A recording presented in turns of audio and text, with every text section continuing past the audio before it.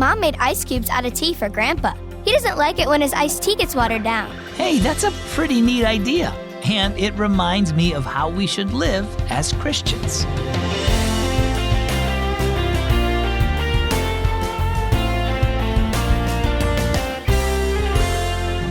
You're tuned in to listener-supported Keys for Kids. My name is Zach. I've got a question for you.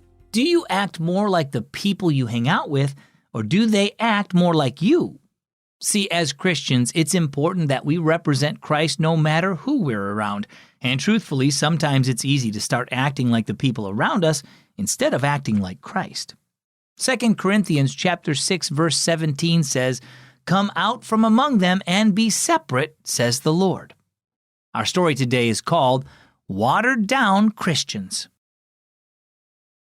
"Mom, what's wrong with these ice cubes?" asked Nora. "They're all brown." Mom glanced at the dark cubes and grinned.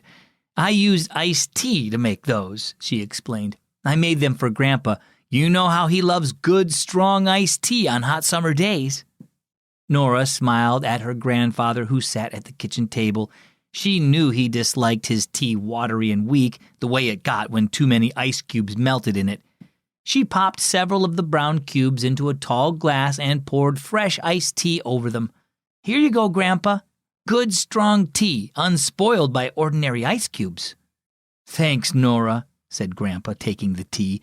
"Just the way I like it." He took a big gulp and let out a sigh. "Now, what can these ice cubes teach us about living the Christian life?" Mom and Nora exchanged knowing glances. Grandpa seemed to be able to find a spiritual lesson in almost anything.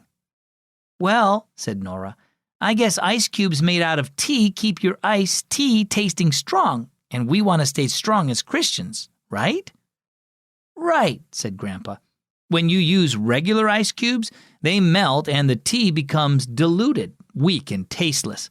We don't want to be diluted Christians, do we?" He took another sip of tea. "What kinds of things might water us down if we're not careful?" Said Nora. "Maybe going along with what everyone else is doing just to fit in?" Grandpa nodded.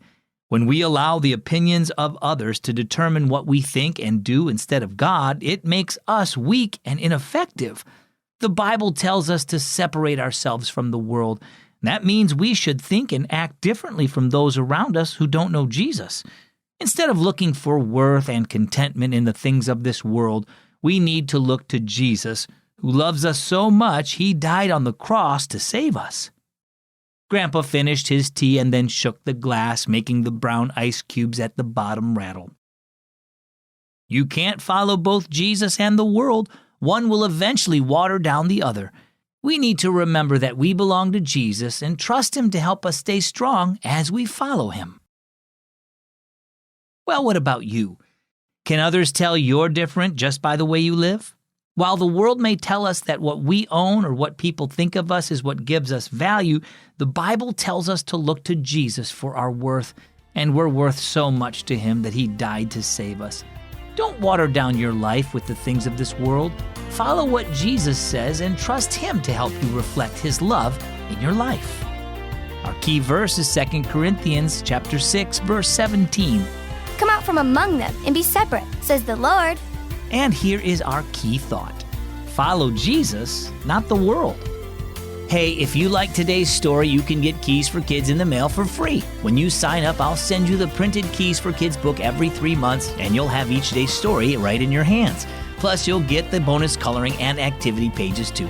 Ask your parents for help to sign up for a free subscription when you go to keysforkids.org/getkeys. That's keysforkids.org/getkeys. I'm Zach with Keys for Kids.